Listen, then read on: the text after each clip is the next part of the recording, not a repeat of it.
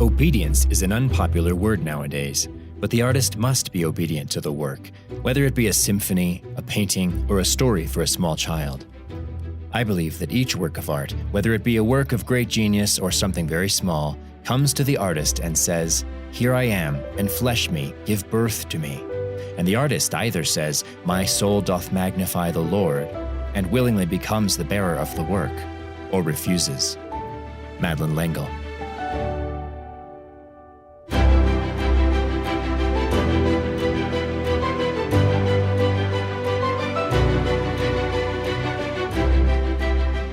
This is the Redeemed Imagination Podcast, a podcast of the Anselm Society on re-enchanting the church.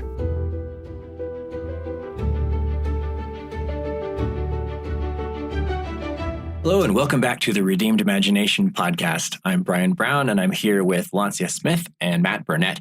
And we are a few precious hours removed from the Anselm annual artists retreat, which we had at Glen Eyrie Castle yesterday.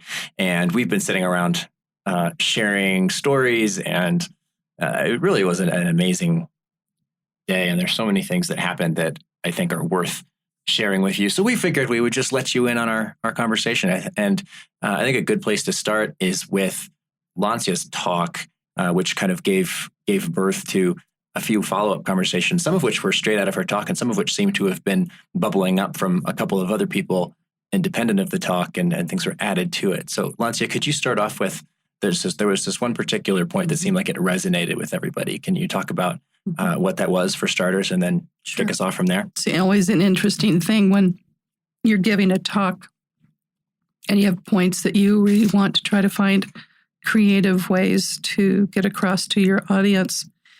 And yet nearly always the audience picks up on something that you don't realize is that important. I made a comment during the session that I was speaking in and said, almost in an offhanded kind of way, that who we are now is who we will be in heaven. And the things that we love now are still the things that we'll love when we're at home. Those things don't change. We're made to be who we are, and those things are planted in us purposefully and from the beginning. And then I went on about my merry business, doing my talk and trying to make my important, points that are important to steward and share. But all the feedback that I got afterwards and the things that I saw on social media, people were commenting about how much they loved that remark, that we will still have time to continue doing the work that we love when we're at home. We'll still have time to finish the novel we didn't finish now. We'll still have time, to finish the painting. A lot of it was the feeling that comes up in the story of Leaf by Nickel, which I think it should be kind of required reading, I think, for anybody who has something that they're trying to accomplish in this life. And if you haven't had a chance to read it yet, there's a YouTube video of Sam Smith telling the story on our YouTube channel. Okay, excellent. That's the cheater way, but it's okay. I'm like, you can do that. But I just do think that sometimes, we discover what people are really needing to hear and longing to hear just because we make ourselves present, and we can try so hard, to do a good job crafting a sermon or a story or a good talk. And I've seen it with songs too, where the thing that you think you're telling is really only the setting for the thing that someone needs to hear that you may not have paid attention to. There's something mysterious about that. We always pray that the Lord will do the talking, that he'll be the one speaking through us or singing through us. Yeah, and I felt like in that respect, obviously, the thing that more than one person needed to hear was that this isn't the boundary line of our life. It doesn't end when our bodies end, that who we are will continue to be who we are. And if I don't get my novel finished before I die here, I'm pretty sure I'll finish it at home. And I'll probably be the writer by then that could actually tell that story truthfully. The beauty of that point was that it dovetailed so beautifully with what Father Jeremy Rand had said prior about Mm-hmm. The Eucharistic life, and it dovetailed so well with what Shane Williams, one of our member artists, shared in his personal story as well. There was this notion not only that who you are is something that would last into eternity and be in a redeemed and perfected form, of course, but also that your work was something that if it's done for you, if it's done for the wrong reasons, perhaps, that's one thing. But if it is offered up to God, it is redeemed and in the long term perfected and can have an impact far beyond, you pointed out, far beyond your generation, but also into eternity because God is eternal. There is something that carries across time. There's a universal language to human beings that is buried in the nature of art.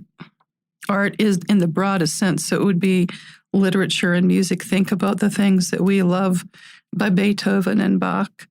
You know, when they wrote that, they were writing for the generation that they had, that they were part of. And yet, I've seen adults and children weep singing things from Bach. I've seen people moved beyond all words now listening to Beethoven. I mean, when those guys were writing, I don't know that they were planning for people to be loving their music hundreds of years later. I still feel that way about Vivaldi. The idea that who we're writing for may be somebody that's not yet born. When Peter and I were driving out of Glen Erie this morning, I looked at the way that they had built Glen Erie, the way the buildings were built, the stone of the volunteer center that was once a guest house for Glen Erie, and thinking about the way that craft was practiced when people built things to last because they believed that the world would go on. And then in our generations, we've seen things mass-produced that are built to be obsolete before the thing can even be fully utilized. How different that concept is of building something to last. Tolkien's, if the Lord does not return, people will be reading Tolkien 300 years from now, and it will be as moving to them then as it is to us, that it will carry across the sea of time. That phrase comes from Andrew Peterson. It just resonates so much with me. The idea that the work that we do will outlast us is so important. And so much of the reason that we want to practice good craft and why vocation matters that way. Yeah, it's been remarkable seeing, we were starting to talk about this a minute ago, that what has grown even in our community just over the last year, just in the year since we had our last artists retreat, the growth that particular artists have made in that time. I'd say the crowd yesterday was probably about half first-timers, and it'll be really exciting to see where some of them go in the next year. But there were journeys that started exactly a year ago at the same event that continued. And I don't want to put words in your mouth, but you were talking about some of the things that you saw this year that were different from last year, where the only difference was a year in community. I'd say that one of the other differences, though, in that was actually setting. And I will say, for the record, setting matters. There is something that happens when people are in beautiful places. And I don't think we can ignore that. There's a difference when people are not in rooms that are lit by fluorescent lighting. As a photographer, I look at this over and over and over in the events that I shoot. There are certain places that we meet where the gathering of people is so precious and the rooms are so atrocious. Like, there's such horrible lighting. You know, they have like kind of a green cast to it. Glen Erie is magic. It just doesn't matter really exactly what room you're in. Glen Erie has the magic that I believe General Palmer had truly wanted to give to Queen, his wife. It carried that the love that he had for her, the way that he built it. She never lived to see it. We get to enjoy, one man's vision and effort at expressing his love for someone. And that love has carried through all of the care of the navigators. It's just such a precious thing to gather there. The lighting of the rooms changes how people behave. But what I got to watch was the difference between people who were sad and burdened and shy and so uncertain last year, and how quiet the gathering was. And I told Christina yesterday, to me, the marker of a successful event is how loud it is. Because if it's loud, it's because people are talking. And if people are talking, it's because they feel safe to do so. And they're excited about having a relationship with somebody. So they're so excited to talk. And if they don't know each other, there's going to be a long swath of awkward silence and people trying to say something as best they can. So what I loved yesterday was sitting up in the front row so I could hear things, and then listening to this lovely din of people jabbering away with people. I didn't see nearly as many people isolated and standing by themselves. I didn't see nearly as many people kind of looking around the room trying to find someone to connect with. People connected, and there was that beautiful overflow out into the carriage house courtyard. So that was great because the sunlight is pouring down and the trees are dancing in the wind, and there's coffee right around the corner, which was really good. All those things. But it's so highlighted how much people have grown in community in this past year.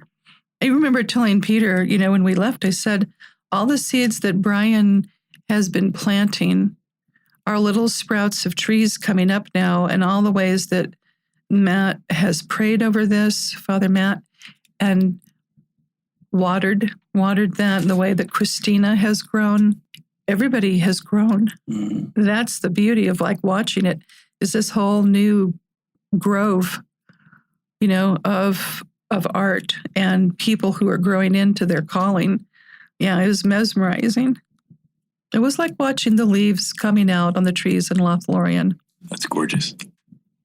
So one of the things that I loved yesterday, maybe in maybe the deepest part, is looking at how people have grown over the last year. And I see people growing into the very things that they love the most deeply. And those things that are planted in us from when we were little, the things that, are hardwired into us, that they're not an acquired taste. It's a taste that was inbuilt in the things that we're drawn to. I was always drawn to certain kinds of things. And I think that most of us can hearken back to those first loves. Brian, what did you love when you were little? It's funny. I think we've actually talked about this more than once. And my first answer is always stories. But I was thinking about that more about 3 minutes ago. And it wasn't just stories. It was helping other people act them out. Because my mom would share these great stories with us. She'd read them to us when we were really little. She'd hand them to us to read when we got a little older. And the thing was, our house was, we were the weird homeschooling family, which meant we were the kids playing out in the front yard when everyone else was playing video games inside the house by themselves. Mm-hmm. And kids only settle for video games inside the house when there isn't someone to play with in the front yard. Mm-hmm. That's just as true now as it was when I was a kid. Mm-hmm. So all the kids all over the neighborhood would see that there's fun happening in front of our house. Oh my gosh, they're running around with swords and costumes and stuff. Let's go play with them. And now I don't want to over dramatize the link between that and what I do now. I don't want to over make it too black and white. But I was a kid. There would be times where, okay, you're Aragorn and you're Gollum, and no, you're doing it wrong. That's not what Gollum would do. Of course. But But I mean, if I'm putting the most positive spin on it, when at its best, the reason that I got upset when people were doing it wrong, the reason that I got excited when they were really throwing themselves into a role was because everyone was running around thriving and they were creating a story together. So it wasn't just this passive experience of reading stories. It was helping them to play out and helping other people to help them play out. And I don't know that I'd actually thought about it this way until about 30 seconds ago. Mm-hmm. I think that that's kind of an interesting way of discovering, though, how that first love in you from childhood has filtered up through you as an adult man, the way that we live out the things we love, the way that we're drawn to them, the things that we're called to, because that's a filtering, but it's also something coming into maturity and into blossom. Matt, what did you love? What was good that you just always drawn to? Yeah, that's a great question. I guess mine would be like you, Brian. I grew up a lot outdoors. We had neighbors and friends, and I grew up near a creek, and so we loved that. Right, there was snakes and crawfish and rabbits and mess, and it was fantastic, right? So that was awesome. It was awesome. It was, and I didn't recognize it, but my kids have a similar experience. We lived for a brief time in Pittsburgh near the Ohio River, and to this day, they're 28, 26, and 21. To this day, they would probably tell you that some of their best memories ever were in this old house that we were constantly remodeling. We were in seminary, so we had very few resources, and this house was in a constant state of repair. Although I need to stop and give my wife, Lauren, huge kudos. She remade the interior of this 100-year-old Victorian. So my wife, Lauren, is a marvel and a wonder. I'm just saying that. Anyway, but we lived near the Ohio, and they just loved being outdoors with their friends. It was crazy. It was wonderful. For myself, reading big stories, I loved that. I liked being outside with friends. I like space. I grew up in the Apollo missions time, and that totally captured my imagination. I loved that. And I loved what phrase you just said, Brian, running around thriving. What a great phrase. That's brilliant. Kids running around thriving. I love that idea. Even as a kid, I don't know what it was about, but littler kids who needed sort of protecting. Does that make sense? Absolutely, it does. I always liked that. I just liked with the little guys kind of watching out for them and being sure that they had a place to run around and thrive, if that makes sense. Yeah. And to this day, there's something about children deserve and youth deserve a place to, in their way, run around and thrive. Mm-hmm. For myself, the outgrowth of that, though, I want to be, I don't want to be careful, actually, do I? This may sound totally stereotypical, and so over time I've actually played it down, but it shouldn't be. It's so stereotypical that really the running around and thriving as a young person and now as an adult has come because I'm a Christian. I mean, undoubtedly. There's absolutely no doubt about that. I am certain in my heart that if I had not met God in Christ and by the power of the Holy Spirit and sensed the freedom of that unconditional love, right? That allowed me to then lean into what I'd been given as a child, that I would be a angry, nasty, selfish, unwell person. I mean, undoubtedly true, undoubtedly. And so it's not like I'm a wonderful person now, but I am a person who I think is fairly free to be who God made me to be, whether it's in my pastoral work or whether it's sitting around here. And that came absolutely from a new heart given to me by God and the understanding that I could live into who I was, and that the main thing that counted was God and Jesus Christ in particular loving me in that personally. That created the freedom, I have to say. And I know that sounds like, all right, fine, back to Jesus. But that's funny how all the stories go back to Jesus. It's utterly true for me. It's utterly and completely true. There's Heidi when we need her. Right? Oh my goodness. It's not to say that we can't have freedom in other ways, but for me, Everything got better because of that freedom. My sports got better because of that freedom. My writing got better because of that freedom. My relationships, everything flourished in that freedom that came from knowing God and his love. When I was 4, I used to spend a lot of time on my grandparents' horse ranch, and a lot of the property, the majority of the property, was very dry hills in the foothills of Colorado, in Boulder. And they were not, the big, magnificent Rocky Mountain. These are foothills. They're dry and scrubby. You get green grass for maybe 2 months of the year.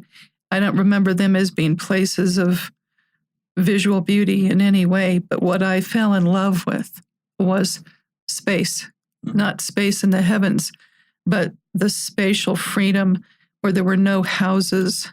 And because I was alone, a lot of times with the dog, as kind of my grandmother's ethic, in those days was, if your kid isn't old enough to do any work, get him outside. And she'd a lot of times tell me, get out of the house, take the dog with you, he'll find his way home. And I remember that so distinctly, but the point to that is that one of my first loves was being alone in wide open spaces where the sky was uncluttered. Because a lot of the places that I lived with my mom was a single mom. We lived in very hard places in the city. And so every time she would return to my grandparents' ranch, I remember that I was in a space when I was alone with the dog, that I was safe to breathe and be unencumbered. And when I was 4, I remember the very first time I had the conscious awareness of falling in love with the mystery of God. And my family was absolutely not Christian. So when I met God as a 4-year-old on a mountain with a scruffy ranch dog, cactus and potential rattlesnakes, I'm not making this up, that actually was the truth, and yucca and stones, the mystery of the Lord keeping company with me is one of the very first conscious things I remember about encountering the other, the big O, other. And the sense of not being afraid in his presence, but being deeply, desperately, eternally in love with the mystery that is him and the invitation into mystery, that part got planted in me almost before I could read. And I was reading it about 3.5 and loved words from the very beginning. But the mystery that came in those silences remains very much the landscape of my interior. That part has never changed. It is amazing to me that no matter where I've lived and where I've traveled, or the people I've been blessed to keep company with over the years, that sense of the interior core is a vast landscape that I am allowed to dwell in with the presence of the Holy I Am, who loved me before I knew who he was, before I'd heard the gospel, before I was able to know his name. All of that transpired without any words, without any visible experience, and with no guidance from an adult sharing it with me. So in some senses, that sense of the supernatural encounter is one of the deepest things that I love. And where I see that mirrored most exquisitely are in the big stories. It's in the epic of, Middle-earth and Tolkien, but it was also, oddly enough, in Narnia too, in some senses. It had that taste on the tongue, the way that you read. But it was also in Jane Eyre, and it was in Call of the Wild. And James Oliver Curwood is a writer who wrote about dog stories too at that time, and he didn't become famous the way Jack London did. The point to all of that, though, is that those stories that we loved when we were little become the stories that shape the telling of our lives. And I think that the Lord plants the stories that we grow into. I don't think we're drawn to them because they just happened to show up. You know, I love how Malcolm Guite did the story of Samuel Taylor Coleridge. And he talks about how Coleridge, when he was 24, writes the Rime of the Ancient Mariner, and then prophetically ends up living out the story of that famous poem in his own life. But I often see storytellers telling a story that is the story of their own life, and we see it at Anselm. I see that repeated in little echoes over and over. So to me, Anselm in so many ways is basically a grove of new artists and new writers and people finding a culture to grow in, people who resonate with the same telling, but everybody can have their own voice and their own first loves. It seemed like one of the dynamics at play at the retreat yesterday, and you're bumping up close against it now, is the relationship between looking outward and looking inward. Mm-hmm.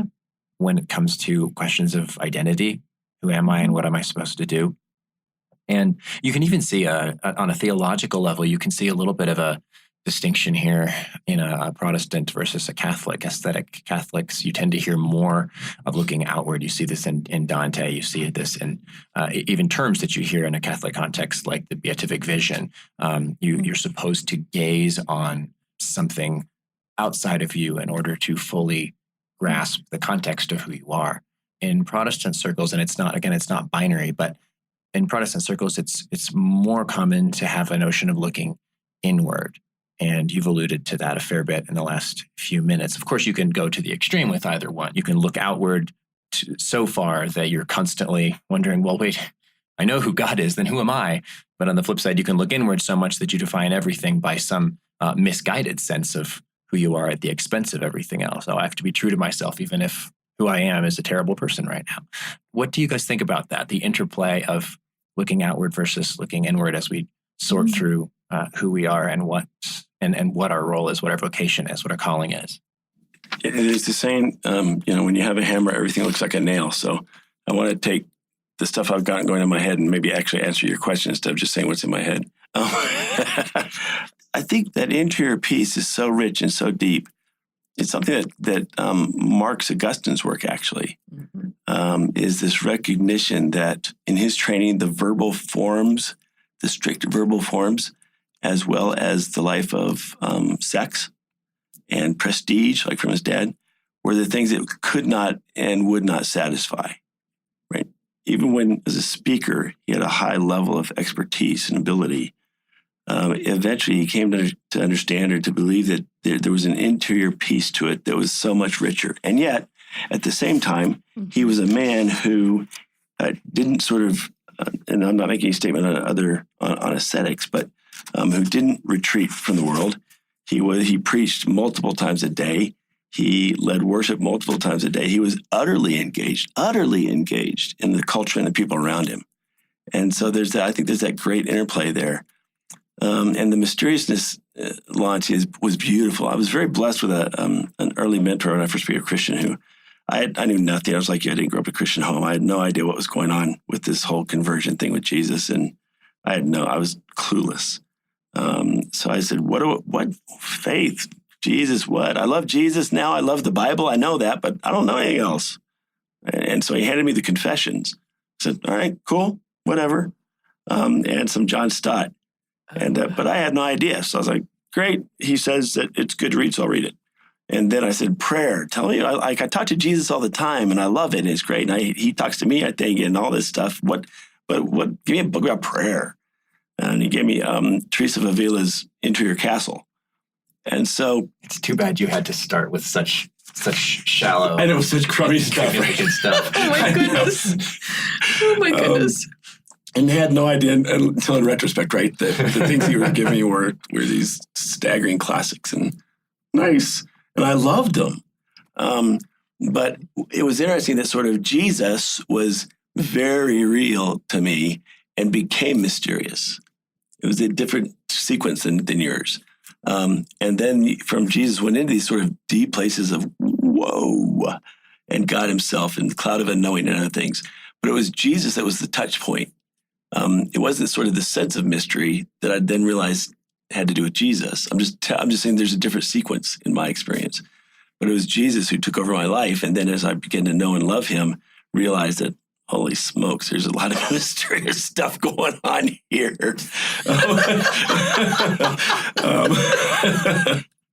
Oh my goodness. and sort of loved it, right? Loved that too. But yeah. So this interior-exterior piece, Brian, I think Augustine is a great model for me anyway, of someone who recognized early on and loved the order of God in the world, recognized that it was something to be known and lived into, to have a good life. And also they'll recognize that the interior cultivation of knowing him interiorly was absolutely essential. So liturgy, I think, does that naturally.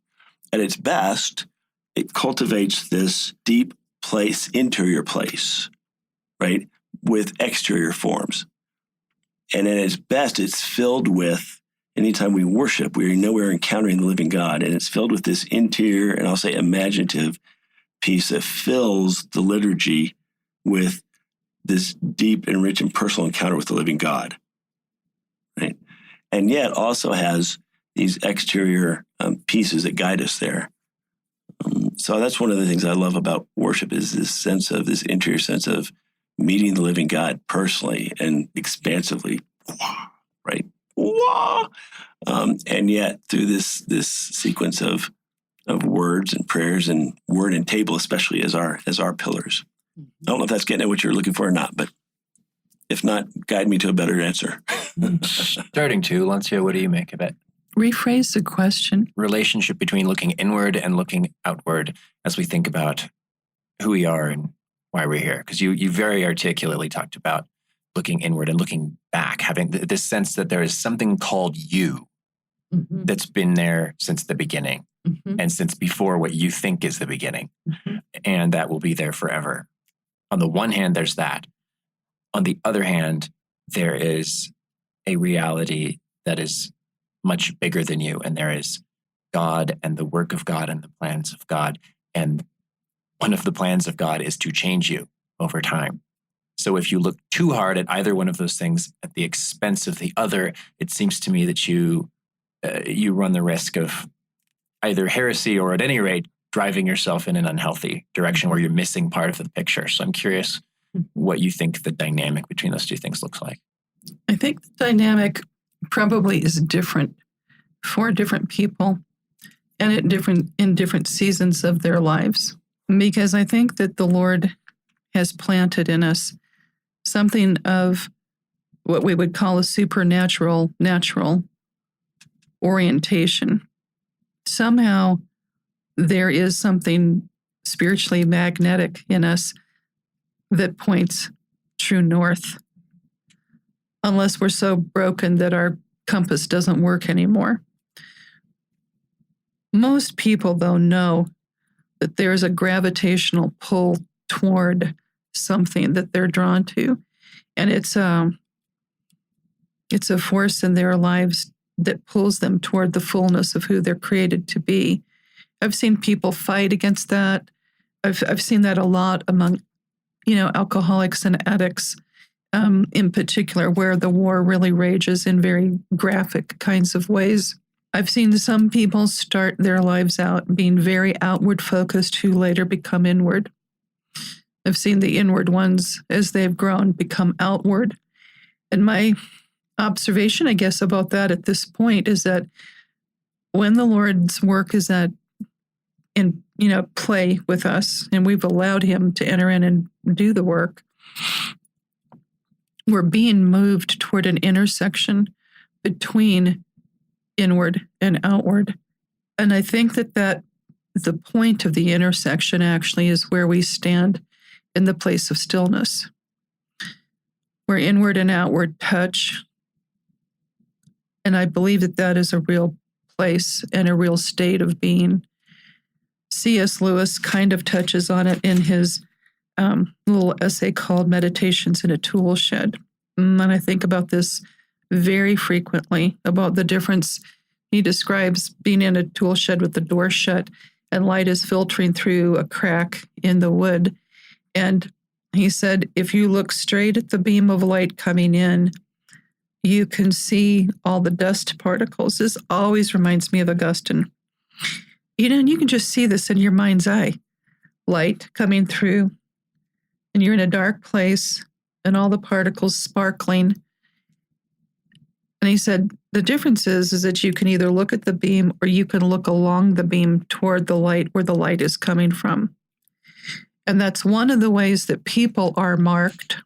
How we learn to love the people we love are the friends that are looking along the beam out the door. We're looking in the same direction towards something, a shared work, a shared calling, a shared love. Those are the people that we want to gravitate to, because looking at the beam, all you see then is what's immediately in front of you and the short term. So how does that tie into the idea of, the internal gazing and the external focus? Our orientation ultimately is that we have to have an interior life to be of any external good. And people who have focused all their lives on only doing don't do anything that lasts, because none of our doings are rooted in something that will outlive us.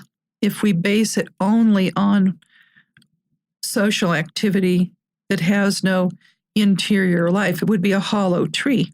I mean, most of us have seen, what happens to trees, that get hollowed out. There's nothing there. But people just as easily rot from being too inwardly focused. And I think we've got plenty of social evidence for both of these extremes, in our society right now. I believe that the place that we want to be, though, is where we're both at home with our interior life, and that out of our interior life, we have a pretty clear sense of the next right steps of our calling. I don't think the Lord tells us in big swath words, my plan for you is, and then tells us what it is, like at the end of our life, like what we're supposed to become. He tells us in tiny ways. Mm-hmm. So, Amen. At least for me, what I'm looking for is where those two things cross. And that center point, is where I'm always wrestling, trying to come to and to make peace with. I'm much more comfortable with an inward life. I have never felt like the Lord ever asked me to rest there, like to stay there. So I'm always uncomfortable with the calling to an exterior role, because I'd rather be alone. That's my native resting point. And that's not the work the Lord gave me to do. So I do think that there's a process in there too about being aware of interior and exterior. And then somehow that is the cross. And the point of obedience is where those two planes meet. What do you see in one thing that makes me think of? I'm eyeing you now, Father Matt, given some of the work you've done in the larger Colorado Springs community over the last few years. It seems like if you only look inside, you have basically the pendulum of your two options in the secular world, which on the one hand right now is depression and anxiety at that whole end of the spectrum, looking inward with self-loathing, which one person at the retreat yesterday pointed out can be a form of pride. I'm too terrible to be loved. But you can also swing the other way, and you see this on a lot of, I think particularly women's Instagram accounts. One of my colleagues called it unconditional affirmation. These are what you're, what are you going to do if you don't have anything from the outside to offer and you see the person struggling with depression? You keep ladling on the inspirational Instagram quotes about how you're beautiful and you're perfect and you don't have to change. I'm curious what you've seen of this dynamic, especially how do you, I don't know, I guess I don't even quite know what my question is, Father Matt, but it seems to me that there is no good answer to that pendulum apart from the connection to Christ. If you can't offer that extra thing to grab onto, how do you get out of that? I'm not fishing for an answer to get out of that pendulum without Christ. I'm fishing for. I know that. Your No, thoughts that's not on what the I heard. dynamic. One time when I said I was random, a person came in and said, "No, Matt, you're associative." So I said, "Thank you for the save." And so I'm going to offer some associative answers here, as opposed to random answers. They're probably actually random, but if you'll give me associative, I'll take the save. You made this interesting comment, Lancy, about kind of an exterior that gets formed without an interior tree that rots out. There's and we used to live in Australia, and near the rainforest, and there's this thing called a strangler fig, right? And it's a parasitic thing that lands in the boughs of a large tree, a huge tree, like 40, 50, 60, 70 feet high. And over time, its tendrils encircle the tree entirely. The tree dies, rots out, but you've got the form of the tree still standing, but it's the fig. It's the strangler fig. So you come up to a thing, you can almost come up to a thing and go, well, look at that tree. And then you realize that's not the tree. That's the thing that encased it. Oh, dear. And the tree There's died so many inside. sci-fi movie memories popping into my brain. I know, right? Now. Exactly. It does wonderful things for sci-fi. I was like, oh, dear. And I was just reminded of a guy who, this is the pendulum going the other way. We don't want to be withdrawn from the world, obviously. We can't be. It's impossible. As long as we have a body, we're not withdrawn from the world, frankly. But to swing the pendulum that way, there was a gentleman came in who had just lost his job. His entire sense, and I know that we say this, but this is true. This was actually a real guy sitting in front of me. His entire life was bound up in this job, and his entire value was bound up in having a paycheck that could support his family. And he was literally sitting in front of me, sort of dumbfounded and sort of walking comatose. His range of emotion was so little, so unengaged. It was frightening, right? So first of all right, let's get you some significant medical help because you are clearly way, way, way, way depressed. But then let's talk about why losing your job is taking you to this place. And so over time we did that. Interestingly, he got a job, instantly was rehydrated, and left the church because he was feeling fine. But which is very interesting. I think there's this part of, to get to your connection, when we realize that we're part, and we say this so often, how do we make it real? When it's reflexive to us to realize that we're part of a bigger story, something significant happens. When it's like our reflex. And I'm going to, Lancia, when we were here starting this morning, you instantly went to praying for the morning. And it just seemed reflexive to you to recognize that we were part of what God's doing, and so to speak to him about what's happening here. Maybe that was where you were at or not, I don't know, but it just seemed reflexive to me.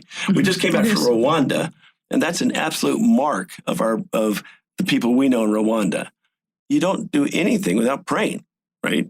You see each other in the morning and you pray. You get in the car and you pray. You get out of the car and you pray. You eat, you pray, you finish it, you pray. You comment on a beautiful lake and you pray. I mean, but that's because, right? But that's because they're so aware of being a part of a bigger story. It is reflexive to know that you're part of something bigger, of someone bigger, and that what you're doing at any time is in relationship and in interplay with the bigger. And so that's an amazing thing, to be reflexively aware of that. And that then, I think, creates this amazing place. We were talking about Sabbath earlier before we got on here. And I've had some conversations about Sabbath, and I don't want to go off on that whole trail now. But some of them were, Sabbath is me time not related much to me, right? Sabbath isn't just me time. Sabbath isn't just me engaging whatever I want aside from everything else. I mean, go to Genesis 1 and 2. Sabbath is being present, fully present before God as he is and as we are. So to that extent, it's about us, but it's not only about us. So Sabbath has this amazing, fully integrated sense of being part of a bigger story. Look at Adam and Eve before God. They were they were glorious and full and rich, but had as much to do, more to do, with being with God. John Walton gets at this in beautiful ways, right? I'm not sure that John hits on every cylinder. Who am I to say? Actually, he's a genius and I'm not. But he does has brought this great idea of of being 1 and 2, Genesis being this place of sort of utter, glorious, strong, beautiful, dense, rich, magnificent, off the charts, being present with God. And since he's God and we're not, it naturally is going to be more about him than us, actually, although it is about us. So there's that piece, the Sabbath sort of being me time that's not really about me, about being present to God, and then whoever I am is coming out of that, which takes me to a different point, what you said about stillness. Again, it seems after conversion and the scriptures and the body, I think silence is where we grow most in Christ. I think silence after those things is the place where we become a 20-year-old Christian as opposed to a 1-year-old Christian 20 times. I really do that stillness. And so there's a strength which then sort of opens you up to being part of the bigger picture. It's in the stillness, I think, that you become aware of, and then that creates that reflexiveness that you showed us this morning, of that reflexive activity of being part of that bigger story. Related to that then with artists, and then I'll tone down. Sorry, Brian, I'm kind of rambling here. Is this, I think, and related to where we started with this, Lancia, sorry. You can smack me anytime. Names count, right? Names count. And so this sense that we're going to continue on and our work continue on beyond us, but particularly because we're part of a bigger story. The work we put out there, a guy named Paul Ricoeur, and he's, again, a genius whom I don't understand totally, frankly, but he does have this wonderful idea that any work that's put out there by an artist is no longer owned by them, and that people come to it with a naivete, a second naivete, he would call it, that is unique to them. Now, the author still counts. They still get, right, what they intended still counts. He would not break the nerve between what the author intended and what the reader brought. Some literary critique does that. I think it's rubbish. So would Paul, or so would Ricoeur, sorry. But he would say that there is a new naivete that comes by the receiver. As believers, we believe that is mediated by God the Holy Spirit. So as believers, we believe that our stuff goes out there, but it doesn't just go out there willy-nilly to be received as it will be. As believers, we believe it goes out there and is mediated in a million ways that we could never comprehend by God himself for the people of God and for the world. That's pretty great. That's pretty great to realize that you're putting something in the hands of God himself that he evoked from you in the first place, that he will carry forward in ways that you don't even know. I mean, it's glorious. That's a beautiful little encapsulation of, 3 or 4 different conversations from the retreat yesterday, as well as I would say the personal journey of a couple of our member artists in the past year or so. This growth from a place where the two options are, my art means exactly what I intended it for it to mean, nothing less and nothing more, on the one hand. And on the other hand, art means whatever the recipient wants it to mean, total relativism.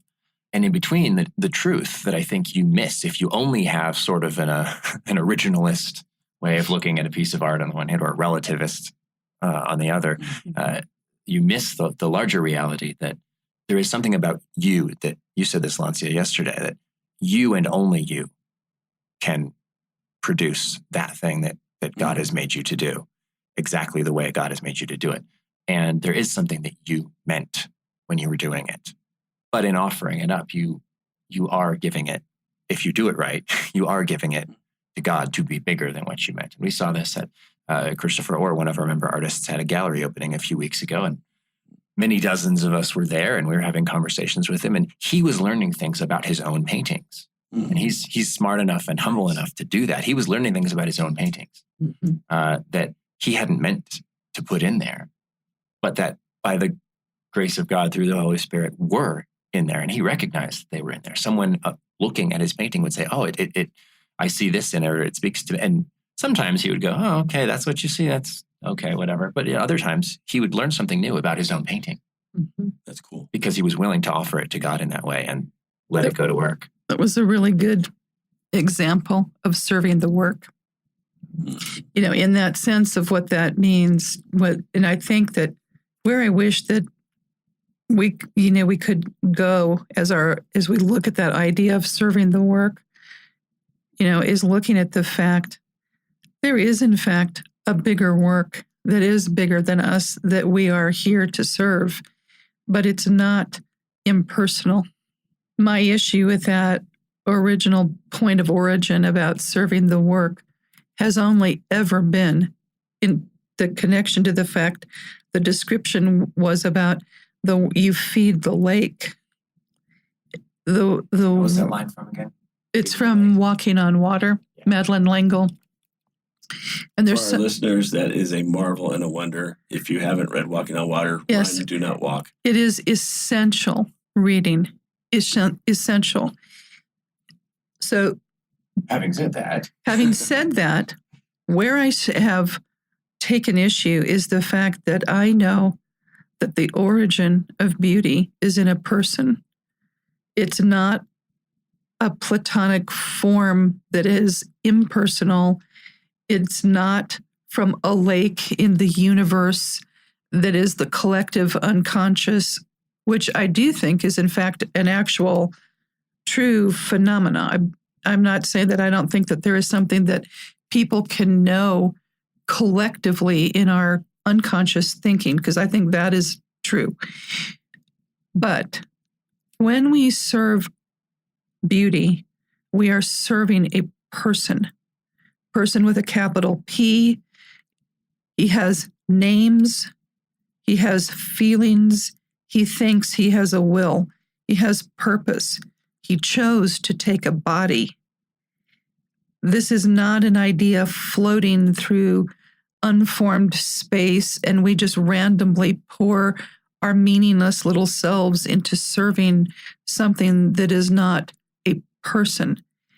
So I have huge issues with that. And I don't think that they're just personal issues. Theologically, my worldview is through the view of Yeshua Christ, Jesus Christ, the only begotten Son of God. But when I met God, as a little child, he didn't tell me his name right away. And yet I knew he was a person and I could feel the personness of him. And later, when he told me his name was Elohim.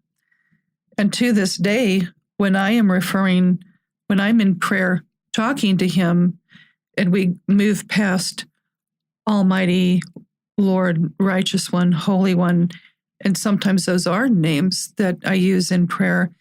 But when it becomes the personal exchange, when we sit down to the table together and I'm, kind of like we are now, and I'm just with my friend, my God and my King and my friend, it's still Elohim. It's still the first name I learned to know him by. The naming part matters, and that's why I struggle with that concept about that the person who is serving does not matter, because that is not a biblical value. That is not the value of God. God values each of us individually with a greater value than we are capable of even beginning to measure. So I struggle when I listen to people think that their work is of greater value than they are themselves. That's why I struggle with that. I'm extremely torn between going straight down that rabbit hole and the fact that we've been talking for an hour and we need to wrap up this episode.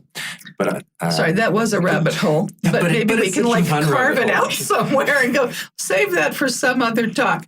But yeah, you heard me processing verbally. Someday we will be recording in our own recording studio, and we'll just have a whiteboard, and we'll have a bullet point list on the whiteboard labeled rabbit holes. And we'll just pull future episodes from that. I really like that idea.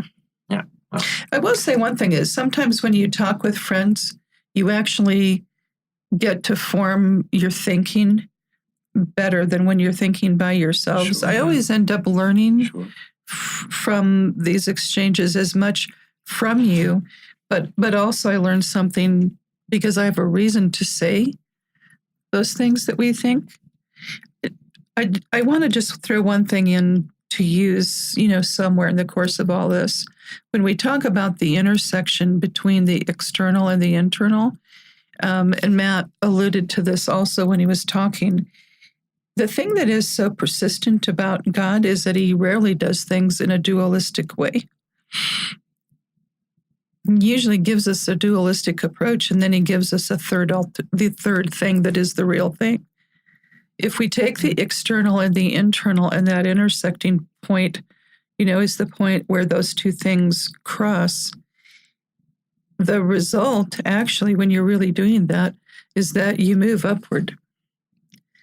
It doesn't stay on two planes. It goes into that third dimension. And in some respect, that's what we're always trying to help people grow into. It's the meeting point of an inward reality that meets outward service, but it ends up bearing the fruit of something eternal that's beyond the inward and the outward. And that's what we try to produce, in each of the people that we're nurturing and in ourselves as we disciple and grow up. Yeah, well, he's like that, right? He's constantly asking us to hold seemingly dichotomous things in the same place at the same time. Exactly. Constantly. He does. And it's a very biblical idea, right? And it's yeah. And we want to settle in on one pole or another or for somewhere along. And he consistently says, no, let's hold these things in the same place at the same time. I know it seems dichotomous. Work with me. I'm confused. Are the two of you saying that the correct answer to most things isn't that there is an easy, obvious answer that I have reached, and then that there is this them out there that holds the incorrect view that I have not reached? That's not how we should understand the world. Yeah, I think that's what we're intimating. Well, on that happy note, we'll wrap up the episode, and we will talk to you all next time. Thank you, Brian. Thank you.